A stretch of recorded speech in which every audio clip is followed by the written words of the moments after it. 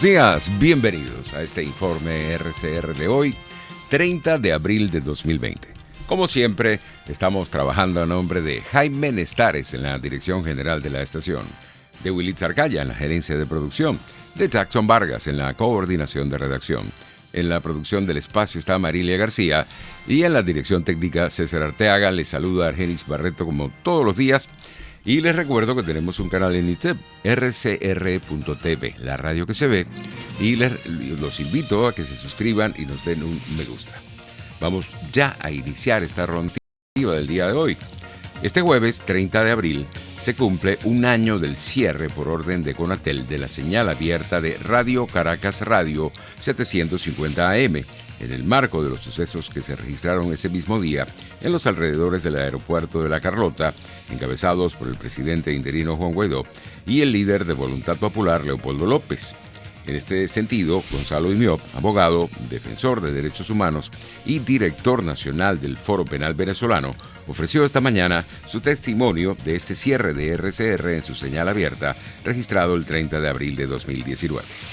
Recuerdo perfectamente ese día. Ese día estábamos, Alfredo y yo, llegando precisamente a RCR a emitir pues nuestro programa semanal de todos los martes.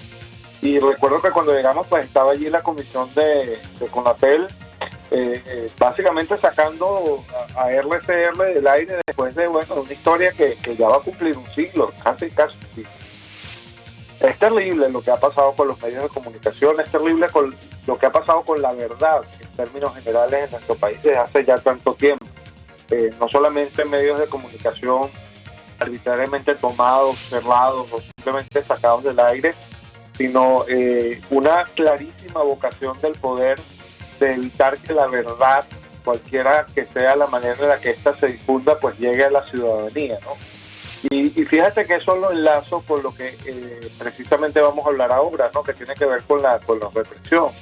Hemos visto que desde que comenzó el tema de la cuarentena, hablamos básicamente desde el 13 de marzo, se han producido más de 80 arrestos arbitrarios por motivos políticos en Venezuela, y un importantísimo número de esos arrestos, me refiero a aproximadamente un 40% de esos arrestos, de acuerdo a los registros que llevamos en el Foro Penal, tienen que ver con situaciones en las que diferentes personas, me refiero a profesionales de la salud, médicos, enfermeras, incluso comunicadores sociales, etcétera, han denunciado qué es lo que está pasando en el país. Por otro lado, Gonzalo Imiop, director nacional del Foro Penal Venezolano, destacó igualmente cómo en el país se siguen violando los derechos humanos y citó como ejemplo lo que está pasando con los traslados de militares que están detenidos en la cárcel de Ramo Verde. Fíjate, el Código Orgánico Penitenciario, que está vigente en su artículo 125, nos dice claramente que en el caso de las personas que están procesadas, es decir, que no están condenadas, el traslado necesariamente tiene que ser decretado por el juez de la causa. En ninguno de estos casos hemos podido confirmar que en efecto sea el tribunal de la causa el que haya ordenado ese traslado. Pero lo que es más grave, incluso si fue el tribunal el que lo ordenó, que es algo que no se puede verificar porque además los tribunales están trabajando a media marcha, incluso si fuera así, no se ha notificado a los defensores de las razones, los motivos por los cuales estos traslados se estarían verificando.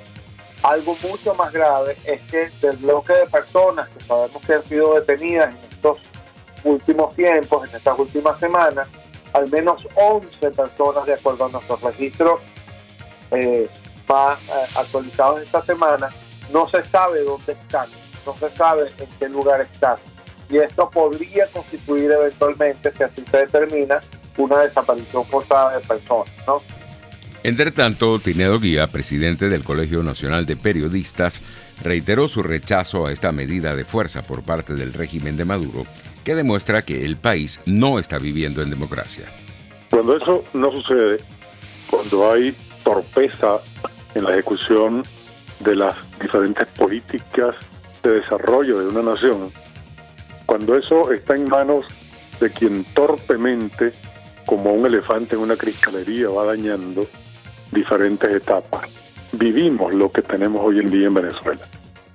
Comenzó con el abuso de cerrar Radio Caracas Televisión, cerraron emisoras de radio y continuaron en su caída permanente de querer amordazar la opinión, la expresión de los venezolanos, cerrando RCR como consecuencia de muchas de las políticas que ellos han llamado hegemonía comunicacional. Pero yo aceptaría la hegemonía si de verdad la gente le hiciera caso, si de verdad la vocería fuese una vocería respetada y con credibilidad, cosa que en mi opinión no sucede. A las 7:20 de la mañana de este jueves, Tinedo Guía, presidente del Colegio Nacional de Periodistas, enfatizó que lamentablemente el país está en un marcado retroceso en todos los sentidos.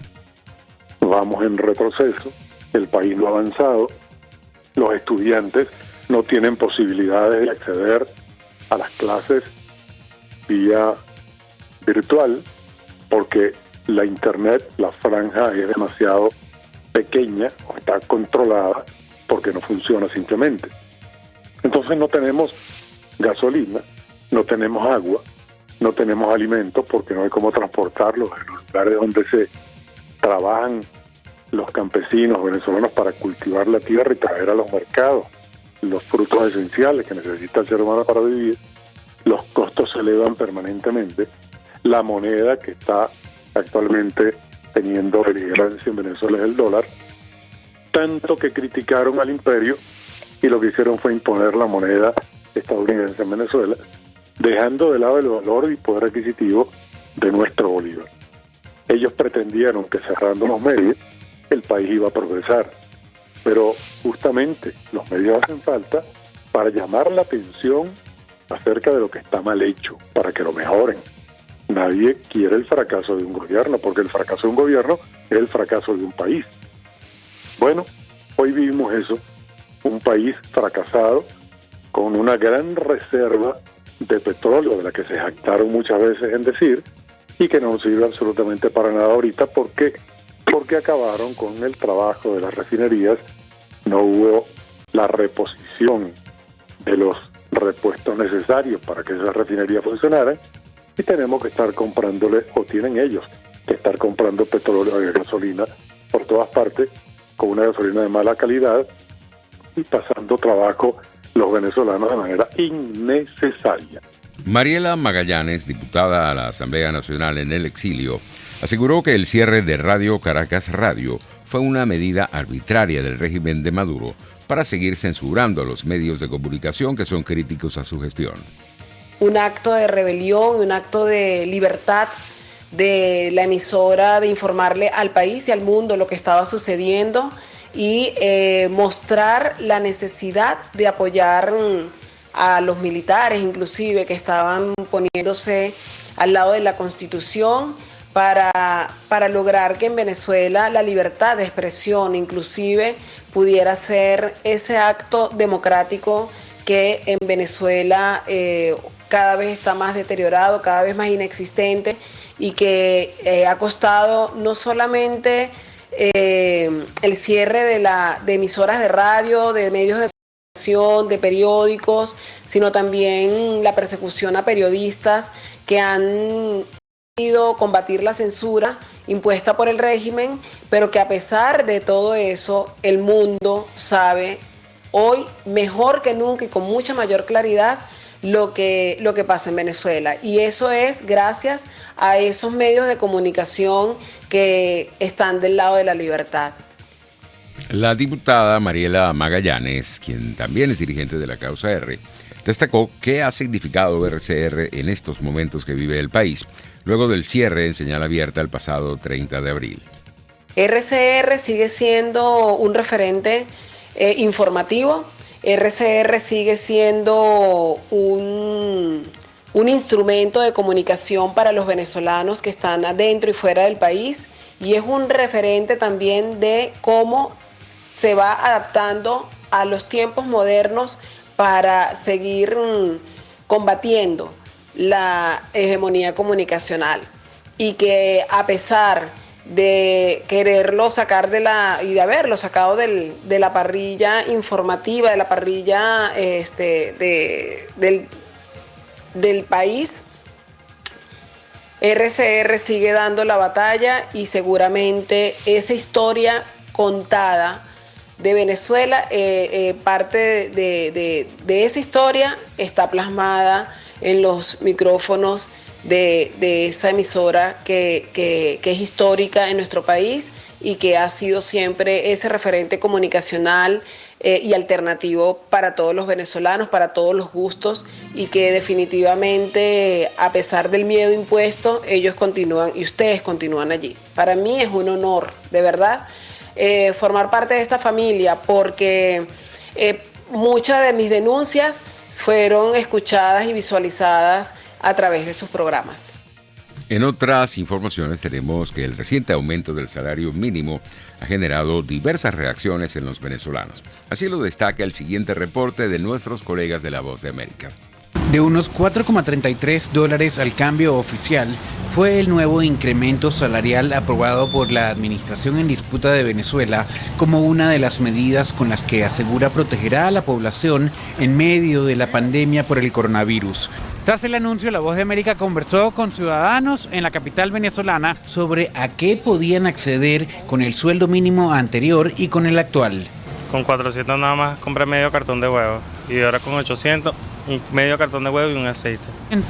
Con 400 no hacía nada y con 800 mucho menos, porque todo aumentó, la gente de este gobierno como que está loco.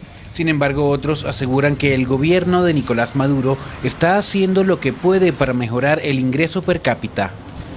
Bueno, amigo, ahorita la situación se ve que está un poco apretada, pero algo, pero es nada. Con algo se puede comerse una harina pan, comerse un saladito. El analista financiero Henkel García, por su parte, destaca que el gobierno no ha acumulado recursos para ofrecer un salario mínimo acorde con la realidad económica del país, y el aumento decretado a su juicio se traducirá en más necesidades para las personas, especialmente durante la pandemia. Lo que yo espero es que vamos a ver una preocupación mucho mayor con respecto a lo económico, sobre la supervivencia, no solamente no por el área del coronavirus precisamente, sino de comer. Aunque considera lejana la posibilidad de que ocurra, el Centro de Documentación y Análisis Social del país, Sendas, recomienda y propone un salario mínimo de $100 para cubrir buena parte de la cesta básica alimentaria.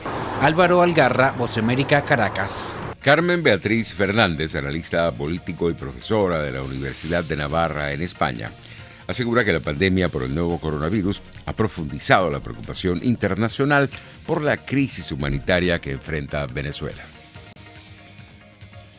Ha parado la atención global sobre Venezuela, probablemente porque cada país está en sus propias luchas y en sus propias tragedias. Sin embargo, la crisis y la tragedia venezolana no está en taima por el coronavirus, muy por el contrario, el coronavirus hace a una población ya mal alimentada y ya sufriendo de distintas carencias, la hace mucho más vulnerable. Y en ese sentido iba esa conversación de Naciones Unidas, que es muy importante, porque básicamente lo que urgía era a la entrada de la ayuda humanitaria. Entonces, cuando Maduro responde a eso y dice que está dispuesto a negociar la entrada a la ayuda humanitaria, de alguna manera lo que está es interpretando, lo que está es aceptando una realidad inobjetable, y es que Maduro puede tener el control de las Fuerzas Armadas del país o cierto control a lo interno, pero quien tiene la llave para abrir las puertas al financiamiento internacional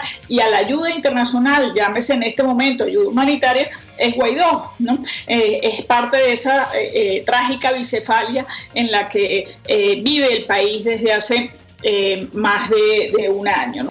En este sentido, a las 7:30 de la mañana de este jueves, Carmen Beatriz Fernández, especialista en marketing político, destacó que Maduro se contradice cuando dice que está dispuesto a aceptar cualquier ayuda humanitaria, pero rechaza que los trabajadores de la salud reciban un bono por 3 meses de $100 que quiere entregarle el presidente interino de Venezuela, Juan Guaidó. estamos lo recordabas al principio, a un año del 30 de abril del año pasado, ¿no? Donde se dio ese intento de quiebre, y de alguna manera se siente que ahora estamos en un proceso similar, ¿no? Porque digamos que desde el marcaje del fiscal Barr hasta la propuesta del Departamento de Estado para la transición, ambas cosas están apuntando, entre otras variables, a el fulano quiebre a lo interno de las Fuerzas Armadas, ¿no? Y el punto es que el fulano quiebre no termina de quebrar, y no termina de quebrar en parte, uno siente que es porque existe desconfianza entre esos actores del mundo castrense por la veracidad de esa promesa de amnistía, ¿no? 9:21. Los habitantes de la ciudad de Maracaibo, estado Zulia, registraron en la madrugada de este jueves un nuevo apagón general, el quinto en el mes de abril. Usuarios en Twitter indicaron que algunas de las zonas que se encuentran sin energía eléctrica son los municipios San Francisco, Jesús Enrique Lozada, La Cañada de Urdaneta, Mara, Padilla, Machiques y Rosario de Perijá. Señalaron que el origen del apagón fue en el sector El Doral. Acabamos de pasar un susto porque hubo una explosión y son líneas de alta tensión, que tengo entendido energizan el Guri, escribió una usuaria en la red social Twitter. 9:21. Es hora de ir a publicidad y regresamos.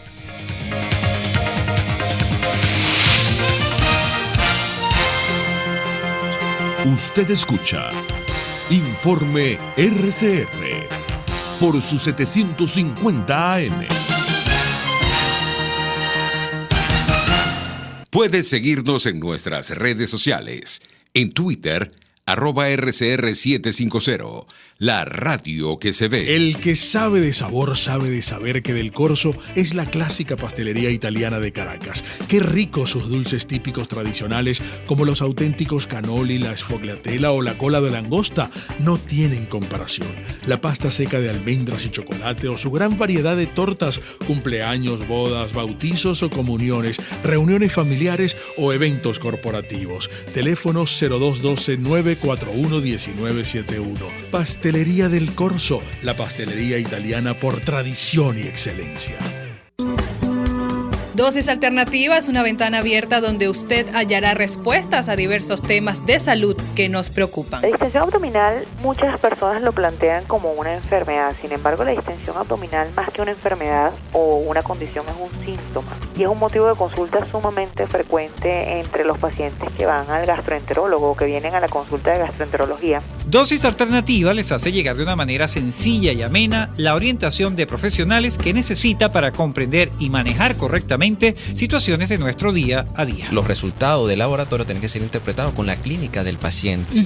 Si bien es cierto, siempre es bueno hacerse exámenes médicos por lo menos una vez al año, también es bueno hacerse también la evaluación clínica, no solo hacerse el examen de laboratorio, sino también ir al médico internista, hacerse un chequeo general anual. Dosis Alternativa con Marilia García y Jackson Vargas, de lunes a viernes a las 9:30 de la mañana, solo por RCR y RCR.tv, la radio que se ve.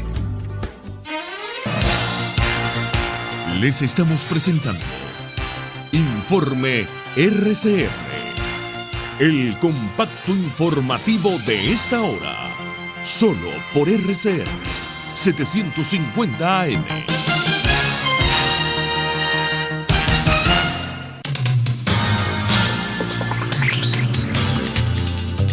9:24.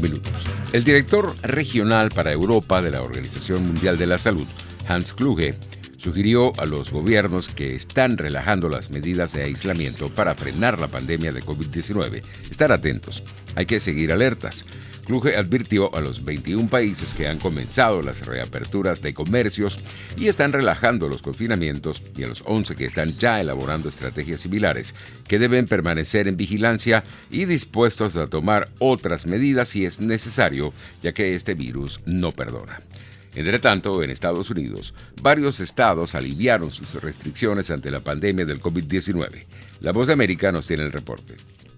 19 de los 50 estados en Estados Unidos están en proceso de retomar las actividades de manera paulatina desde esta semana. Estados Unidos sigue la ruta de países como Alemania y Corea del Sur, los cuales han relajado sus restricciones tras semanas de confinamiento. Pero la diferencia es que ambas naciones han extendido las pruebas generalizadas, lo que les permite reducir las hospitalizaciones y las muertes per cápita, algo que Estados Unidos aún no ha logrado según expertos.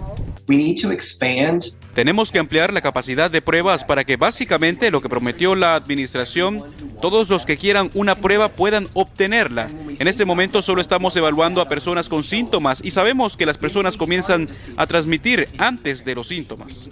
Mientras tanto, en la ciudad de Nueva York y otras partes de Estados Unidos, los trabajadores de la salud protestan por falta de equipos de protección personal para mantenerlos seguros, mientras trabajan para salvar a otros. En muchos entornos, en muchos hospitales, hemos visto tasas asombrosamente altas de infección entre los trabajadores de la salud. Eso es una catástrofe, yo diría que es una desgracia moral. Los expertos advierten que suavizar las restricciones de confinamiento será un asunto delicado y que es posible que sea necesario volver a imponer restricciones si los casos de coronavirus vuelven a aumentar. Belén Mora, Voz de América. Continuamos en Estados Unidos. Por primera vez, un estudio científico encontró que un fármaco experimental funciona para tratar el nuevo coronavirus, y funcionarios del gobierno de ese país informaron que trabajarían para ponerlo a disposición de pacientes apropiados lo más rápido posible. Radio Francia Internacional nos amplía. El estudio científico conducido por el Instituto Nacional de la Salud estadounidense administró el fármaco Remdesivir en 1.063 pacientes afectados de coronavirus hospitalizados alrededor del mundo. Y según el director del instituto, el doctor Anthony Fauci, el medicamento redujo en un 31% el tiempo que toma a un enfermo recuperarse, de los 15 días que conlleva de media el tratamiento habitual a 11 días con el Remdesivir. Fauci se mostraba moderadamente optimista ante este resultado. Si bien una mejora del 31% no parece como un éxito total del 100%, es una prueba conceptual muy importante, porque lo que demuestra es que un medicamento puede bloquear este virus. Un bloqueo que, según Fauci, implica un progreso notorio, puesto que no se espera que exista una vacuna efectiva hasta al menos dentro de un año. Fauci añadió que detectaron una tendencia a una menor mortalidad entre los pacientes que tomaron Remdesivir, que se administra por vía intravenosa y que está diseñado para interferir en la capacidad del virus de copiar su material genético. Desde Washington para Radio Francia Internacional, Xavier Vilá. Por su parte, la Organización Internacional del Trabajo advirtió que más de 300 millones de personas en el mundo podrían perder sus empleos como efectos de esta pandemia. Los detalles en el siguiente reporte. En total, 3/4 de los trabajadores informales verán sus recursos de subsistencia reducidos a la nada a partir de ahora. Estos son exactamente los términos utilizados por la Organización Mundial del Trabajo para cualificar los estragos económicos tras la crisis sanitaria que atraviesa el mundo. En otras palabras, 1.600 millones de personas en todo el mundo están en peligro en este mismo instante, agrega la entidad en su último informe. Así, la OIT nota que durante el primer mes de la crisis, los ingresos de los trabajadores informales fueron reducidos ya de 60%. Esto significa una caída de 80% en África y en todo el continente de América, más de 70% en Europa y Asia Central. Los trabajadores informales son los más vulnerables de la masa laboral global, carecen de protección de todo tipo, social, de salud o incluso de medios propios para trabajar desde casa. Los sectores más afectados son la manufactura, la hotelería, servicios de alimentos, de reparto, ventas minoristas o mayoristas. La OIT lanza un llamado a la solidaridad, de lo contrario no podrán sobrevivir. 9:29, así estamos llegando al final. Que tengan un feliz día.